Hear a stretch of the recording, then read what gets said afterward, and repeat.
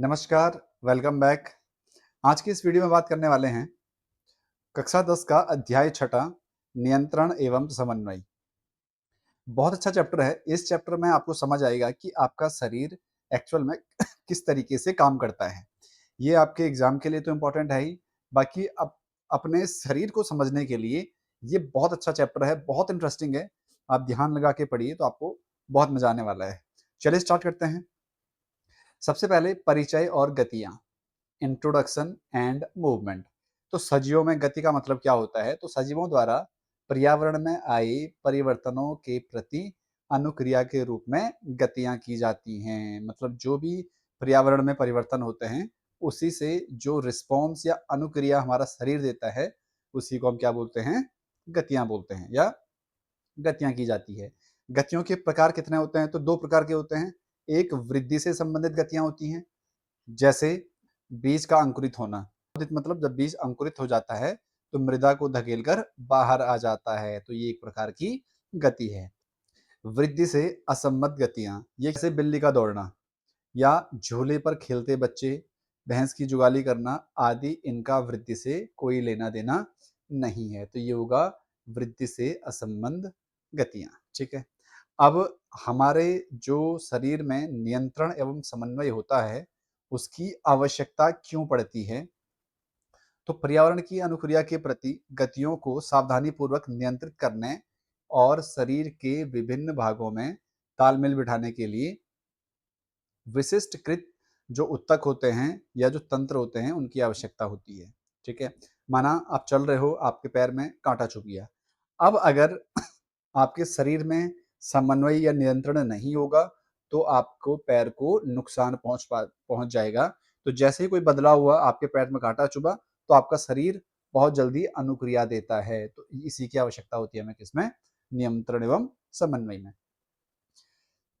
पहला इसमें आता है जंतु तंत्रिका तंत्र क्या होता है? Animal nervous system.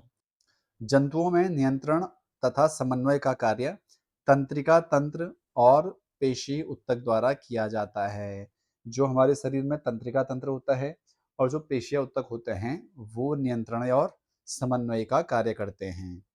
अब इसमें आता है सबसे पहले ग्राही क्या होते हैं? ग्राही मतलब होता है जो भी पर्यावरण में बदलाव होते हैं उसे हमें जो बताते हैं उसी को बोलते हैं ग्राही। जो एक तरीके से जो मैसेज होता है या जो भी परिवर्तन होता है उसे ग्रहण करता है, उसी को बोला जाता है ग्राही। तंत्रिका कोशिकाओं के विशिष्टीकृत सिरे होते हैं जो हमारी ज्ञानेंद्रियों में स्थित होकर पर्यावरण से आने वाली सभी उद्दीपनों और सूचनाओं का पता लगाते हैं। ठीक है। तो ये क्या होते हैं? तंत्रिका कोशिकाओं में विशिष्टीकृत सिरे का मतलब होता है ये स्पेशल सिरे ऐसे होते हैं कि अगर हमारे शरीर में कुछ भी एक तरीके से बदलाव आता है पर्यावरण से, जैसे हमारा पैर किसी कंकड़ में पड़ गया या किसी कांटे में पड़ गया या हम कोई गर्म चीज हमने छू ली है, तो जो उद्दीपन होते हैं, जो सूचना होते हैं, वो ये ग्राही ग्रहण करते हैं, मतलब लेते हैं। अब विभिन्न प्रकार के ग्राही और उनके उत्तक होते हैं हमारे शरीर में।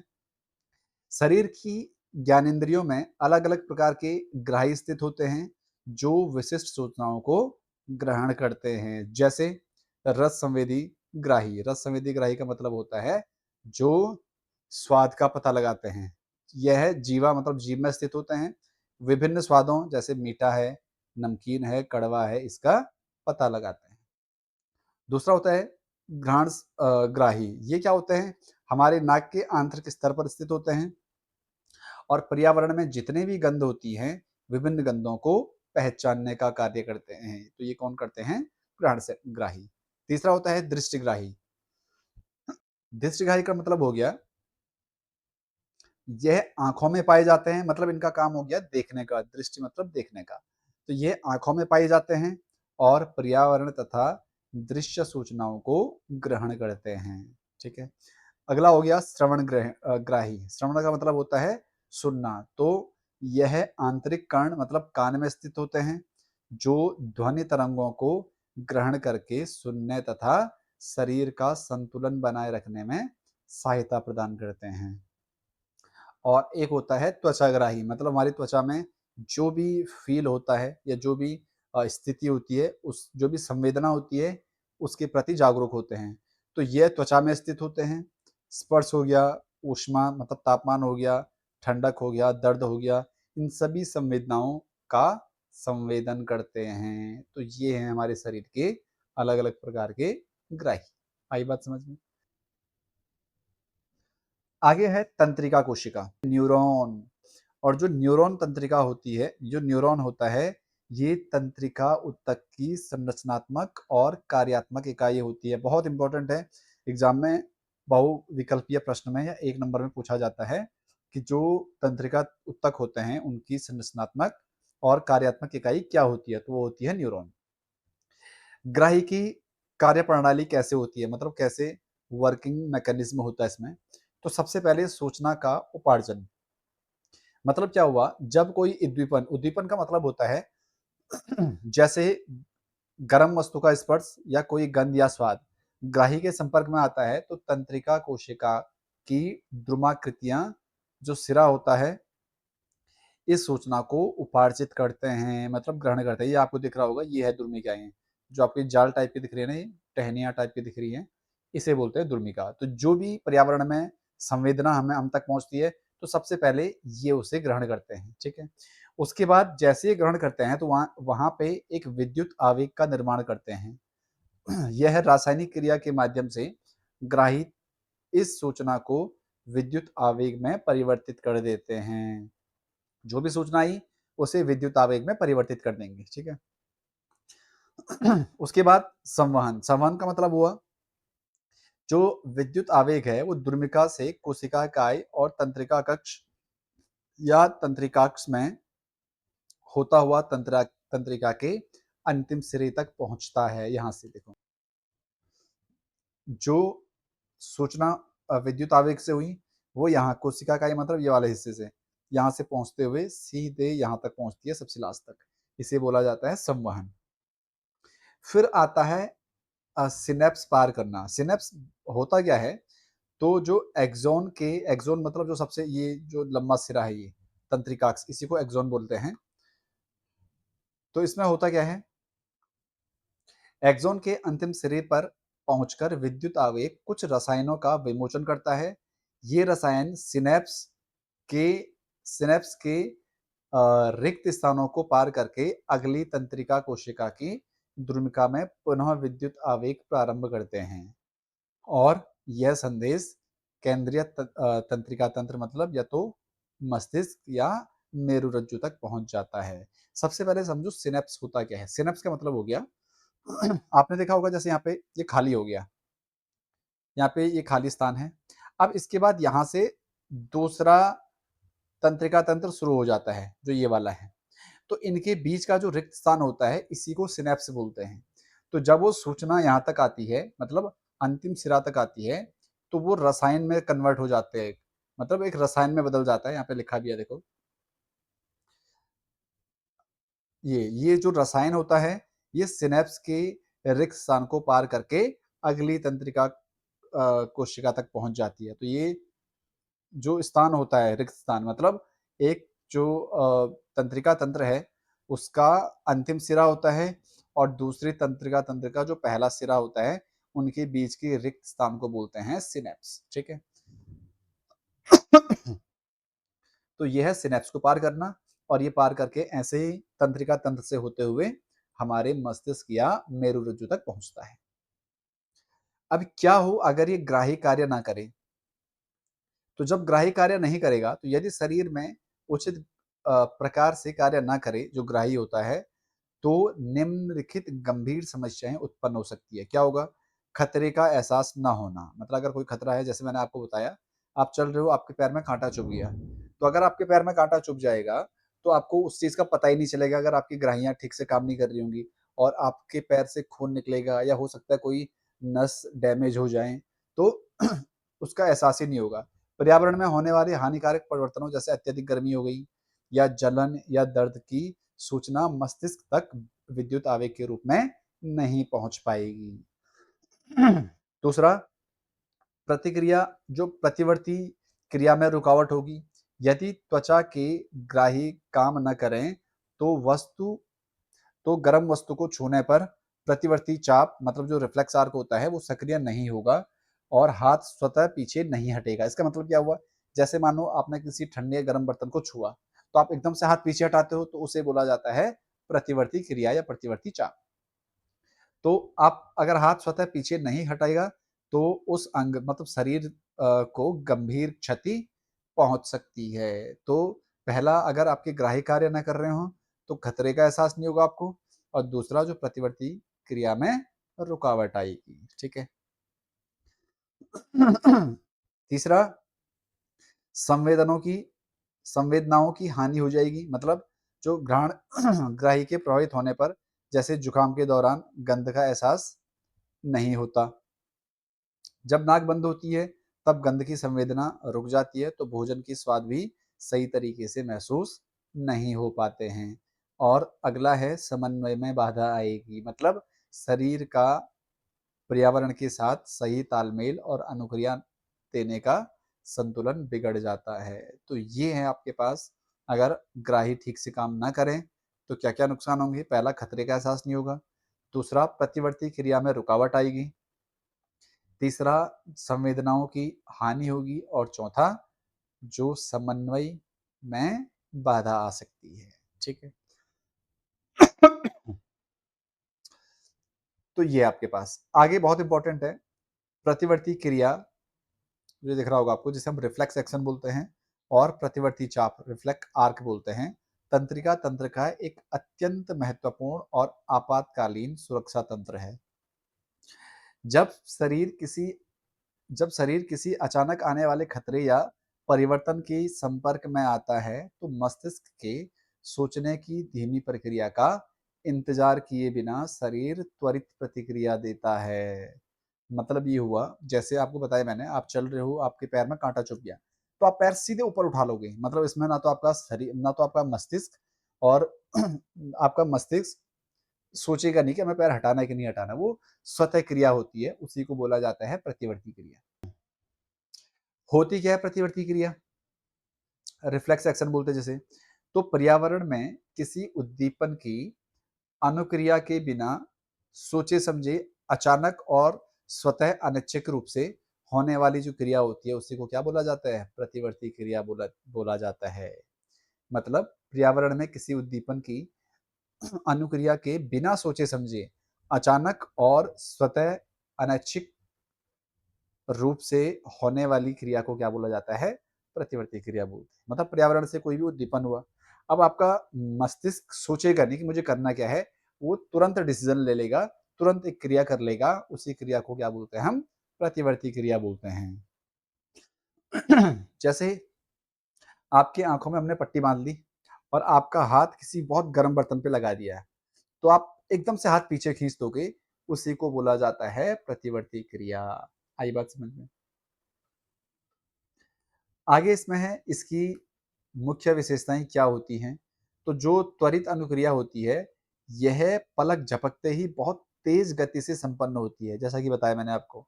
दूसरा, अनैच्छिक नियंत्रण होता है, मतलब इस पर हमारी इच्छा का नियंत्रण नहीं होता है, बिना सोचे समझे होती है।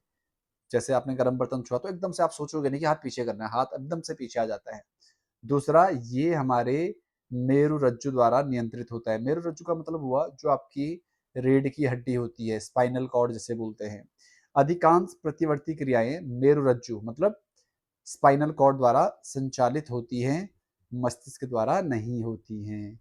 और ये एक सुरक्षात्मक प्रकृति होती है, मतलब इनका मुख्य उद्देश्य शरीर को किसी भी प्रकार की संभावित क्षति या आघात से बचाना होता है। ठीक है। तो ये है प्रतिवर्ती क्रिया और उसकी मुख्य विशेषताएं। अब दैनिक जीवन के उदाहरण क्या है इसका, तो किसी बेहद गर्म चीज या नुकीली कील को अचानक छूते ही हाथ पीछे की ओर हट जाता है, जो बताया मैंने आपको। तेज रोशनी का आंख पर पड़ते ही पुतली स्वतः सिकुड़ जाती है। तीसरा, स्वादिष्ट भोजन को देखकर या गंध से मुंह में अनायास पानी आ जाता है, मतलब जो लार टपकना बोलते हैं जिसे। अचानक पैर में कांटा चुभने पर पैर ऊपर उठ जाता है। तो ये सारे किसके उदाहरण है, प्रतिवर्ती क्रिया के उदाहरण है। ठीक है। आगे आपके पास है प्रतिवर्ती चाप क्या होता है। देखो बहुत आसान है। प्रतिवर्ती चाप का मतलब होता है प्रतिवर्ती क्रिया के घटित होने के दौरान जो तंत्रिका आवेगों द्वारा तय किए गए संपूर्ण मार्गों को क्या बोला जाता है, प्रतिवर्ती चाप बोलते हैं। माना यहाँ पर, माना आपके हाथ पे यहाँ पे कांटा चुभा और यहाँ से यहाँ तक इस आवेग ने पहुंचना है, मतलब सूचना ने पहुंचना है। तो जो ये सूचना यहाँ से यहाँ तक पहुंचती है, या जो आवेग जो संपूर्ण मार्ग तय करता है, इसी मार्ग को क्या बोला जाता है, प्रतिवर्ती चाप बोला जाता है। तो प्रतिवर्ती क्रिया के घटित होने के दौरान तंत्रिका आवेगों द्वारा तय किए गए संपूर्ण पथ मतलब मार्ग को क्या बोलते हैं, प्रतिवर्ती चाप बोलते हैं। अब क्या होता है, जो प्रतिवर्ती चाप के मुख्य 5 घटक होते हैं। पहला होता है ग्राही अंग, मतलब जो ग्रहण करता है। तो ये हमारी ज्ञानेंद्रियां जैसे त्वचा में स्थित होते हैं। यह बाहरी उद्दीपन जैसे ऊष्मा, दर्द या दबाव की संवेदना करते हैं, का संवेदन करते हैं और इसे विद्युत आवेग में बदल देते हैं, जैसे हमने तंत्रिका तंत्र में पढ़ा। दूसरा, संवेदी तंत्रिका कोशिका। यह विद्युत आवेग मतलब जो सूचना होती है को ग्राही अंग से मेरु रज्जु की ओर ले जाने का कार्य करती है। क्या करती है वो? संवेदी तंत्रिका कोशिका कहते हैं इसे। तीसरा होता है मेरु रज्जु या अंतर्ग्रथन अंतर्ग्रथन केंद्र।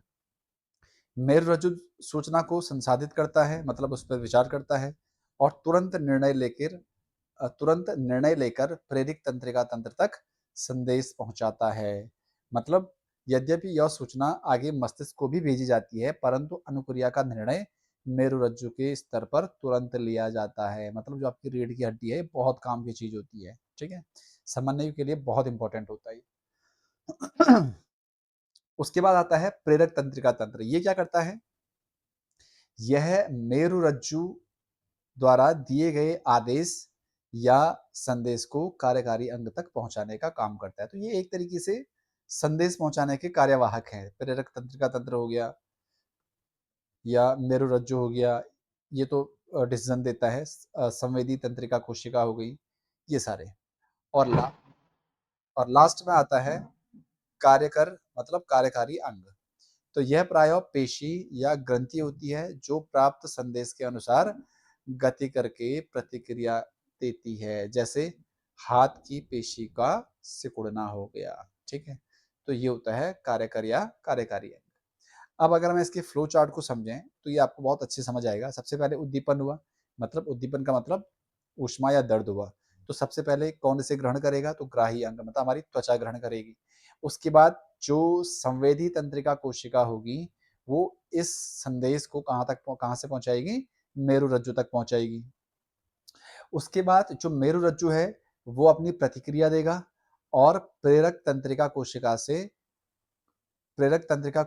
से होते हुए कार्यकर्मता पेशी ऊतक तक पहुंचेगा और उसके बाद अनुक्रिया होगी, हमारा हाथ पीछे खींच दिया जाएगा। तो ये है परिवर्ती चाप का संचरण मार्ग, फ्लो चार्ट जिसे कहते हैं। और बहुत इंपॉर्टेंट है, अगर आपके पास आता है तो आप इस उदाहरण से या इस फ्लो चार्ट से समझा सकते हो। ठीक है। अब इसमें होता है जो प्रतिवर्ती चाप का विकास और क्या महत्व है, मतलब विकास कैसे हुआ और क्या महत्व है इसका। तो धीमी सोच प्रक्रिया का विकल्प होता है ये। मतलब अगर हमारा शरीर बहुत धीमे सोचना शुरू करेगा तो उसके लिए ज़्यादा कठिनाई होगी। तो इसीलिए मतलब कठिनाई इन द सेंस, जिस अंग पे कोई उद्दीपन हुआ है तो उसे नुकसान ना पहुंचे, इसके लिए प्रतिवर्ती चाप का विकास हुआ। हमारे शरीर में मस्तिष्क द्वारा सोचने का प्रक्रम एक जटिल तंत्रिका जाल पर निर्भर करता है जिसमें अधिक समय लगता है। यदि गर्म वस्तु को छूने पर मस्तिष्क सोचकर निर्णय लेता तो त्वचा जल सकती थी, पहला। दूसरा, दक्ष प्रणाली मतलब अधिकांश जंतुओं में सोचने का जटिल न्यूरॉन जाल या तो अल्प होता है या अनुपस्थित होता है। अतः वास्तविक विचार प्रक्रम की अनुपस्थिति में प्रतिवर्ती चाप एक अत्यंत दक्ष त्वरित कार्य प्रणाली के रूप में विकसित हुआ। मतलब केवल जो मनुष्य है या कुछ जीव ही सोच पाते हैं, उनमें सोचने की क्षमता होती है, बाकी जंतुओं में नहीं होती है। तो इसीलिए एक ऐसा कार्यप्रणाली विकसित हुई जो सब में काम करे। अब जो प्रतिवर्ती क्रिया होती है और ऐच्छिक क्रिया होती है, इसमें क्या अंतर होता है? बहुत इंपॉर्टेंट है और आपके एनसीईआरटी में एक क्वेश्चन भी है। तो नियंत्रण का आधार कैसा होता है? जो प्रतिवर्ती क्रिया होती है, अभी बताया मैंने, ये मेरुरज्जु द्वारा नियंत्रित होती है, जबकि ऐच्छिक क्रिया हमारे मस्तिष्क द्वारा। ऐच्छिक क्रिया मतलब ऐसी क्रिया जो आप अपने मर्जी से करते हो, जैसे आप टहलने चले गए, आप भाग रहे हो, आप बैठ गए हो, तो उसे बोलते हैं ऐच्छिक क्रिया। दूसरा, सोचने की आवश्यकता। तो प्रतिवर्ती क्रिया में सोचने विचारने की आवश्यकता नहीं होती है, जबकि ऐच्छिक क्रियाओं में सोचने और निर्णय लेने की आवश्यकता होती है। गति कैसी होती है? तो जो प्रतिवर्ती क्रिया होती है, इसकी गति त्वरित होती है और स्वतः होती है, जबकि जो ऐच्छिक क्रिया होती है, इसकी गति तुलनात्मक रूप से धीमी होती है। उदाहरण क्या है? तो जो प्रतिवर्ती क्रिया होती है, गर्म वस्तु छूने पर हाथ पीछे, और ऐच्छिक क्रिया क्या है? सीधी रेखा में चलना या लिखना या बातचीत करना। तो ये अंतर होता है प्रतिवर्ती क्रिया में और ऐच्छिक क्रिया में। आई बात समझ में? अब इसके बाद बहुत इंपॉर्टेंट टॉपिक, मानव मस्तिष्क बहुत इंपॉर्टेंट है और यहाँ से आपके पास बहुत सारे क्वेश्चंस पूछे जाते हैं। ह्यूमन ब्रेन, केंद्रीय तंत्रिका तंत्र का सबसे मुख्य और जटिल अंग है कौन? जो हमारा मस्तिष्क होता है। यह शरीर का नियंत्रण केंद्र है जो सभी ऐच्छिक और अनैच्छिक क्रियाओं, विचारों, भावनाओं, स्मृति और विभिन्न अंगों के बीच तालमेल को नियंत्रित करता है। एक तरीके से हमारे केंद्रीय तंत्रिका तंत्र का सबसे मुख्य और जटिल अंग क्या होता है? हमारा दिमाग होता है, हमारा मस्तिष्क होता है। ठीक है, तो ये आपको संरचना दिख रही होगी। जो हमारा मानव मस्तिष्क होता है, इसके 3 भाग होते हैं। एक होता है अग्र मस्तिष्क, ये वाला भाग जो आपको दिख रहा होगा, ये अग्र मस्तिष्क है। ठीक है, इसमें आपको अलग चीजें दिख रही होंगी, जैसे यहाँ पे है हाइपोथैलेमस हो गया, पीयूष ग्रंथि जिसे हम मास्टर ग्रंथि भी बोलते हैं। उसके बाद यहाँ पे पीना होता है, मेडुला होता है, अनुमस्तिष्क होता है। अनुमस्तिष्क का मतलब वही जो पीछे वाला भाग होता है, उसी को हम अनुमस्तिष्क बोलते हैं।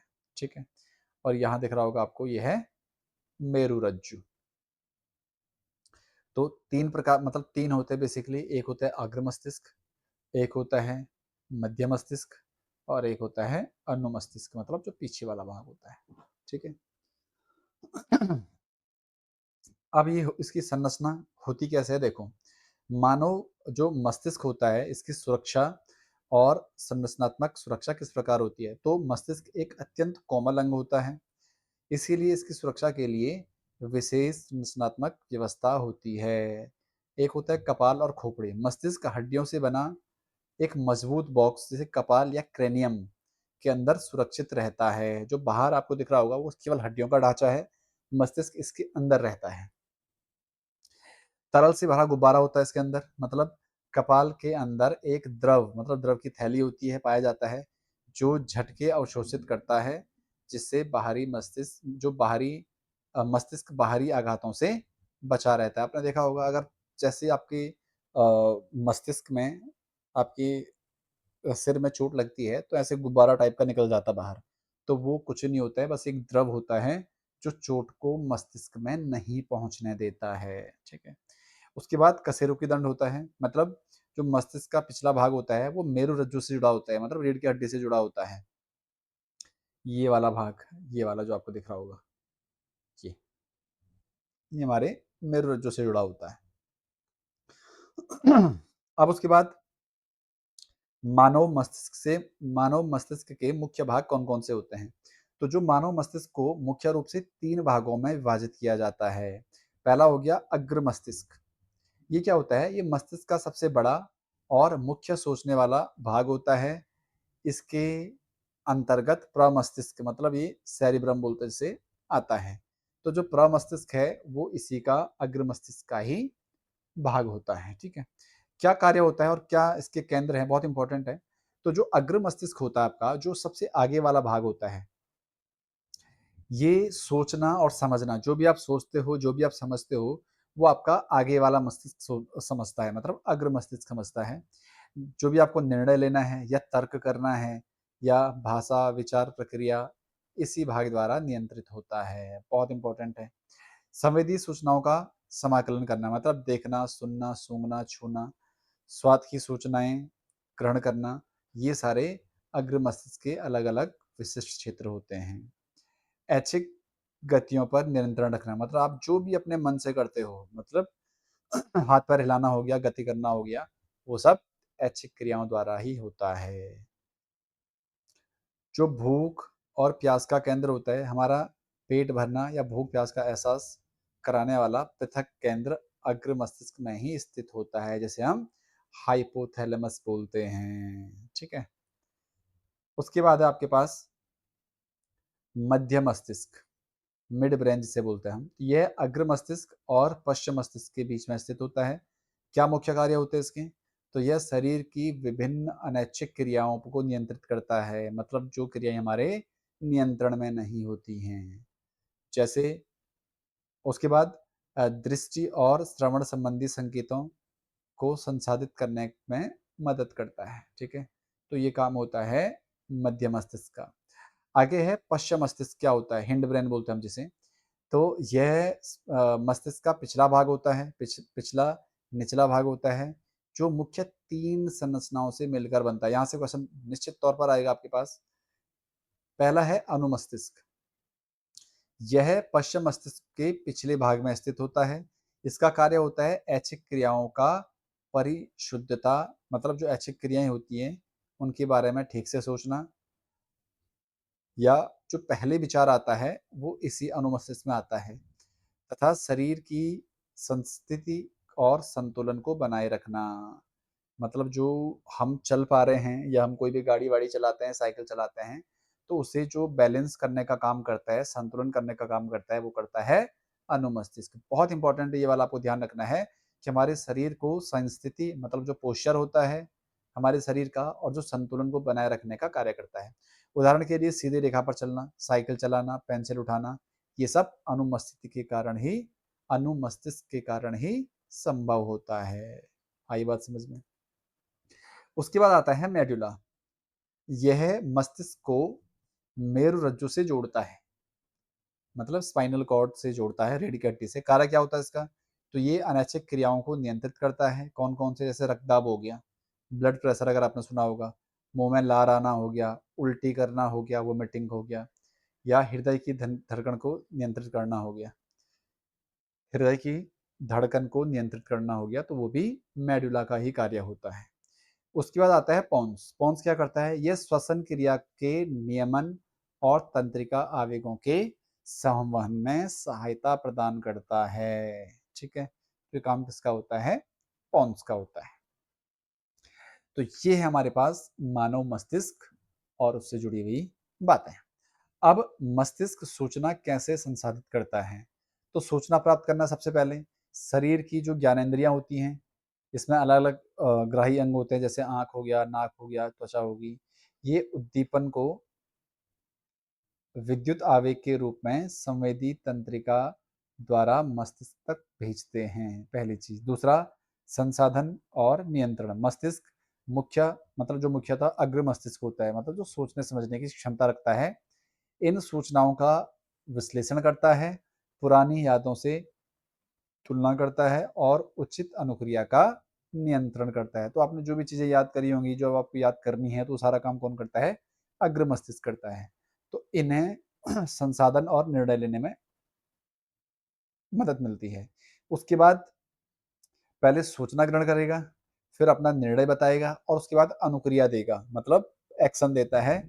कि जो मस्तिष्क प्रेरक तंत्रिकाएं होती हैं, इसके माध्यम से संदेश को जो कार्यकर अंग है, कोई पेशी है या ग्रंथि है, वहां तक भेजता है और शरीर इस पे प्रतिक्रिया देता है। ठीक है, तो ये है हमारे पास मानव मस्तिष्क से जुड़ी हुई सारी बातें। उम्मीद है आपको समझ आया होगा जितना हमने करा हुआ है। आगे हम इससे आगे अपने दूसरे पार्ट में कंप्लीट करेंगे। ठीक है।